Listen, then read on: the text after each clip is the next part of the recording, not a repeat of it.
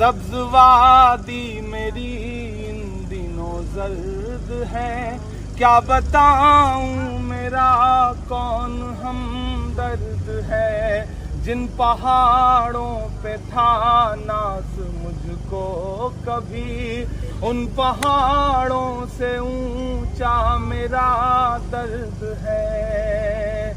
आ गई हैं हजारों बलाएं सुनो, मैं मणिपुर हूँ मेरी सदाएं सुनो, मैं मणिपुर हूँ मेरी सदाएं सुनो।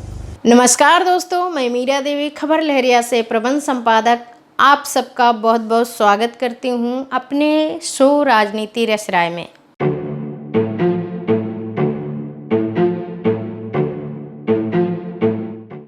दोस्तों, आज की स्थिति ये हो गई है कि उठते बैठते सोते जगते जहाँ देखो सिर्फ राजनीति का जलवा है। जैसे मैं भी हर बारी अपना शो लेकर के आती हूँ राजनीति रस राय। राजनीति कर रहे हैं, दर्शक मजा ले रहे हैं, तमाशबीन तमाशा देख रहे हैं और मरने वाले मर रहे हैं। वही कहावत है ना, अंधेर नगरी चौपट राजा। मणिपुर की हालत देख करके अब पूरी दुनिया रो पड़ी है। देशों में इसकी चर्चा हो रही है, लेकिन क्या फर्क पड़ता है। हमारे देश के प्रधानमंत्री विश्व गुरु जो ठहरे, कह देंगे उनके देश का मामला है। क्या फर्क पड़ने वाला है। फर्क तो तब पड़ता है ना जब पठान जैसी फिल्म आ जाती हैं। याद है ना आपको, जब बिकनी पर देश के अंदर बवाल मच गया था। संस्कारियों और इज्जतदारों की बाढ़ सी आ गई थी। मणिपुर मामले में कोई ऐसा संस्कारी और इज्जतदारों की बाढ़ नहीं आई। जिम्मेदार ठेकेदार चौकीदार में से किसी की आत्मा को आहत नहीं पहुंची। आज देखो मणिपुर पर किस कदर का बवाल मचा रखा है संसद के अंदर। पक्ष हो या विपक्ष एक दूसरे को घसीट रहे हैं, सिर्फ एक दूसरे को नीचे दिखाने के लिए वह किसी भी हद तक पार हो रहे हैं।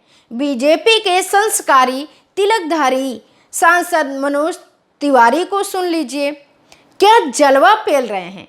अपनी सत्ता के बल पर अनाप शनाप बके जा रहे हैं, विपक्ष को सरेआम गालियां दे रहे हैं। इन बेशर्मों को कौन समझाए।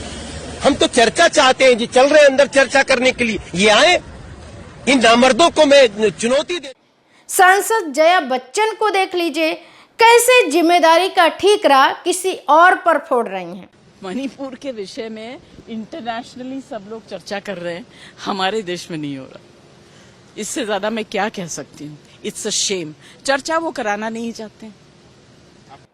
कैबिनेट मंत्री स्मृति ईरानी को सुन लीजिए, कभी मुद्दे को उठाने में सबसे ड्रामेबाज नेता के रूप में जानी जाती थी, और आज के जलवे उनके माशाअल्लाह हैं। ये सत्य है कि कांग्रेस पार्टी इस चर्चा से इसलिए भाग रही है क्योंकि उन्हें जवाबदेही सुनिश्चित करनी होगी कि उनके राज्य में जब महिला की प्रताड़ना होती है तब वो चुप्पी साध कर क्यों बैठते हैं। लेकिन आज मैं एक अपील करना चाहूंगी, stop using crime against women as instruments to settle political scores. AAP party के सांसद संजय सिंह को संसद सत्र से ही बर्खास्त कर दिया जाता है। मामले पर बात ना करके विपक्ष के राज्य के मामलों पर कटाक्ष कर रहे हैं। संसद में विपक्ष कह रहा है कि इस मामले पर वह प्रधानमंत्री को सुनना चाहते हैं, लेकिन प्रधानमंत्री तो मुंह में टेप ही लगा चुके हैं। बीच में गृह मंत्री अमित शाह कूद पड़ते हैं। वह कहते हैं, दावा करते हैं कि वह मणिपुर मामले पर बातचीत करने के लिए तैयार हैं, चर्चा करने के लिए तैयार हैं, लेकिन मणिपुर मामले पर बातचीत करने के लिए विपक्ष जानबूझ करके चर्चा नहीं होने दे रहा है, क्योंकि विपक्ष को लगता है कि उनको भी अपने राज्य की जवाबदेही देनी पड़ेगी। भले ही नेता मंत्री और सरकार इसमें बात न करती हूँ या अपनी जिम्मेदारी से भागने के लिए ड्रामाबाजी करती हूँ, लेकिन इस मामले पर विरोध का सुर जारी है। कुछ मीडिया, कुछ एक्टिविस्ट, कुछ राजनीतिक लोग, कुछ देश भी इस मामले पर लगातार लिख रहे हैं, बोल रहे हैं, आंदोलन कर रहे हैं, आंदोलन जारी है। केंद्र सरकार के कान में जूं तक नहीं रेंगती है, सब बहरे, गूंगे, अंधे बन बैठे हैं। इसी देश का हिस्सा है ना। सबसे पहले तो मुझे दुख हो रहा है एक महिला सांसद होने के नाते इतनी असंवेदनशील है, पूरी ताकत झोंक दी कि मणिपुर पर जवाबदेही से प्रधानमंत्री भाजपा को बचा जाए और चर्चा मणिपुर से हटाकर राजस्थान, छत्तीसगढ़, बंगाल पे ले जाए।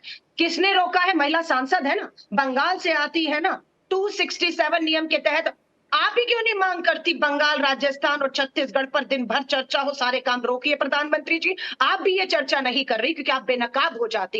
राजस्थान जिसकी ये बात कर रही है, इन्हें भूलना नहीं चाहिए, उस राजस्थान से 25 के 25 सांसद भाजपा के हैं। उन्होंने भी कभी आज तक मांग नहीं की कि राजस्थान में राष्ट्रपति शासन लगना चाहिए, छत्तीसगढ़ में लगना चाहिए। ऐसे लगता है कि इनको कोई फर्क नहीं पड़ता, और अगर पड़ता भी है तो लोकसभा चुनाव 2024 को जीत पाने का।